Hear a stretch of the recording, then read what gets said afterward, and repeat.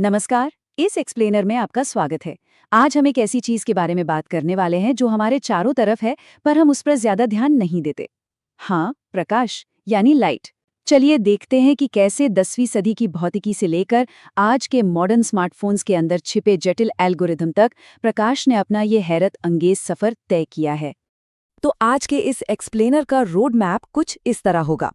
पहले हम समझेंगे प्रकाश की भौतिकी, फिर देखेंगे फाइबर ऑप्टिक्स यानी प्रकाश को कैद कैसे किया जाता है, उसके बाद फोकल लेंथ का जादू और आखिर में एक लेंस के रूप में सॉफ्टवेयर।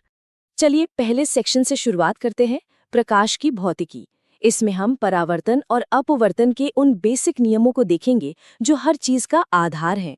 अब ऑप्टिक्स के सबसे बेसिक नियमों की बात करें तो वो दो हिस्सों में बटे हैं, टकरा कर लौटना और मुड़ जाना। देखिए, जब प्रकाश किसी सतह से टकराकर वापस उसी माध्यम में लौट आता है तो उसे हम परावर्तन या रिफ्लेक्शन कहते हैं। बहुत ही सिंपल है।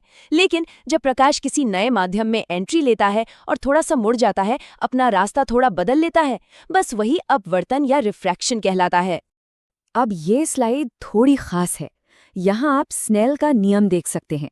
और वैसे काफी हैरानी की बात है कि प्रकाश के मुड़ने का ये इतना सटीक गणित साल 984 में इब्न सहल नाम के एक वैज्ञानिक ने खोज लिया था।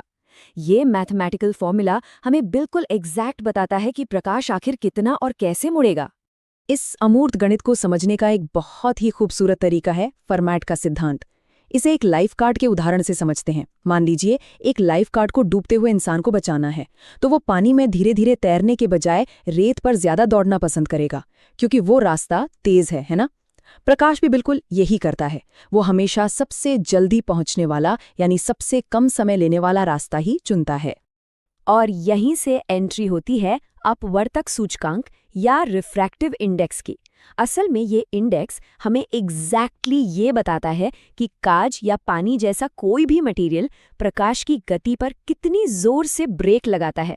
मतलब ये सूचकांक जितना ज्यादा होगा, उस माध्यम में प्रकाश की गति उतनी ही धीमी हो जाएगी। इन फॉर्मूलों और टेबल्स को एक साथ देखने पर आपको इन थ्योरेटिकल नियमों की पूरी तस्वीर साफ हो जाएगी। ये एक समरी की तरह है। लेकिन असली मजा तो तब आता है जब हम ये देखते हैं कि इंसानों ने इन बेसिक नियमों को इंजीनियरिंग में कैसे इस्तेमाल किया है। तो आगे बढ़ते हैं सेक्शन 2 पर, प्रकाश को कैद करना, फाइबर ऑप्टिक्स। चलिए देखते हैं कि कैसे टेलीकम्युनिकेशंस में स्नेल के नियम का इस्तेमाल होता है। आजकल जो हम दुनिया भर में पलक झपकते ही इंटरनेट डेटा भेज देते हैं ना, वो ऑप्टिकल केबल्स के जरिए होता है। और इस चार्ट में आप उसी केबल का स्ट्रक्चर देख सकते हैं। इसके बिल्कुल सेंटर में एक कोर होता है, जहां असल में प्रकाश यात्रा करता है, और इस कोर को बाहर से सुरक्षात्मक परतों ने घेर रखा होता है, बिल्कुल एक पाइप के अंदर मौजूद दूसरे पाइप की तरह। अब देखिए, अपवर्तन के नियमों के साथ एक छोटा सा खेल खेलकर क्या मैजिक होता है। इस तकनीक से प्रकाश को पूरी तरह से कैद कर लिया जाता है। प्रकाश बिना बाहर निकले इन केबल की दीवारों से लगातार टकराकर आगे बढ़ता रहता है। इसे पूर्ण आंतरिक परावर्तन कहते हैं। और अगर सच कहूं तो यही वो चीज़ है जिस पर हमारा पूरा इंटरनेट टिका हुआ है। आप स्क्रीन पर ये जो नंबर देख रहे हैं 1.46, ये कोई रैंडम नंबर नहीं है। ये उस कोर ग्लास का अपवर्तक सूचकांक है, और इसे जानबूझकर बाहरी परत यानी क्लैडिंग के 1.45 इंडेक्स से बस थोड़ा सा ज्यादा रखा गया है।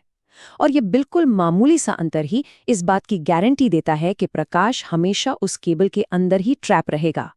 कमाल की इंजीनियरिंग है ना? अब आते हैं सेक्शन 3 पर, फोकल लेंथ की शक्ति।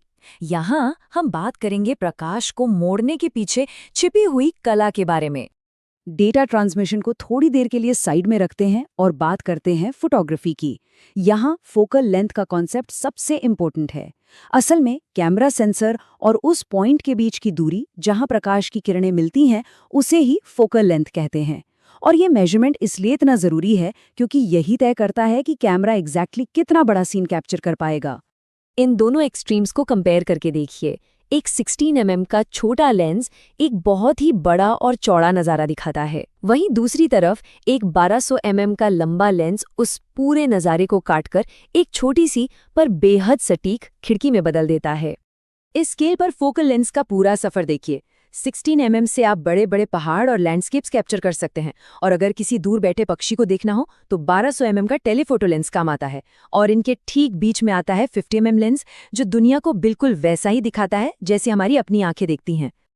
अब जब लेंस चुनने की बात आती है तो फोटोग्राफर्स के पास दो मेन ऑप्शंस होते हैं। पहला, फिक्स्ड फोकल लेंथ वाले प्राइम लेंस, जो काफ़ी हल्के, छोटे और फास्ट होते हैं, और दूसरा ऑप्शन है जूम लेंस, जो वेरिएबल फोकल लेंथ की वजह से कमाल की सहूलियत देते हैं। मतलब आप एक ही लेंस से अलग अलग फ्रेम्स ले सकते हैं। गाई एडवर्ड्स का ये कोट इस बात को बिल्कुल परफेक्शन के साथ समझाता है कि आखिर वाइल्ड लाइफ और स्पोर्ट्स फोटोग्राफर्स लंबे टेलीफोटो लेंस का ही यूज क्यों करते हैं। एक लंबी फोकल लेंथ आपके मेन सब्जेक्ट को तो एकदम शार्प रखती है, लेकिन ध्यान भटकाने वाले बैकग्राउंड को इतनी खूबसूरती से ब्लर कर देती है कि पूरा फोकस बस आपके सब्जेक्ट पर ही रहता है। चलिए अब आखिरी हिस्से पर बढ़ते हैं। सेक्शन 4, एक लेंस के रूप में सॉफ्टवेयर। यहाँ ऑप्टिक्स की परिभाषा ही पूरी तरह से बदल जाती है।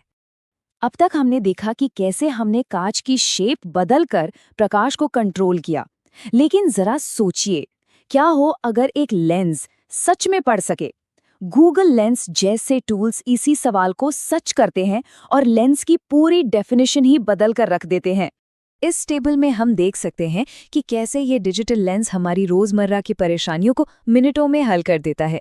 सोचिए, आप किसी दूसरे देश में हैं और वहां का मेन्यू समझ नहीं आ रहा। बस अपना कैमरा पॉइंट कीजिए और रियल टाइम में ट्रांसलेट कर लीजिए। या किसी अनजान पौधे का नाम जानना हो, सॉफ्टवेयर और प्रकाश ने मिलकर कैमरे को एक स्मार्ट असिस्टेंट बना दिया है। एक साधारण सी फोटो से एडिटेबल टेक्स्ट निकाल लेना, इसे ऑप्टिकल कैरेक्टर रिकग्निशन या OCR कहते हैं। सच कहूं तो सिर्फ भौतिक कांच के टुकड़े से हम ऐसा कभी नहीं कर सकते थे। यहीं पर सदियों पुरानी ऑप्टिक्स और आज की डिजिटल कंप्यूटिंग मिलके एक ऐसा जादू क्रिएट करती है जो किसी चमत्कार से कम नहीं है। तो इस सब को अगर हम समेटें तो 10वीं शताब्दी में इब्ने सहल की भौतिकी से शुरू हुआ ये सफर आज रियल टाइम ट्रांसलेशन एल्गोरिदम तक पहुंच चुका है। ये प्रकाश की ही ताकत है जो लगातार हमारी तकनीक की लिमिट्स को आगे बढ़ा रही है। और आखिर में ये एक सवाल छोड़ जाती है, प्रकाश के साथ इन नए प्रयोगों का ये सिलसिला आने वाले कल में हमारी वास्तविकता को और किस हद तक बदल देगा, इसके बारे में जरूर सोचिएगा।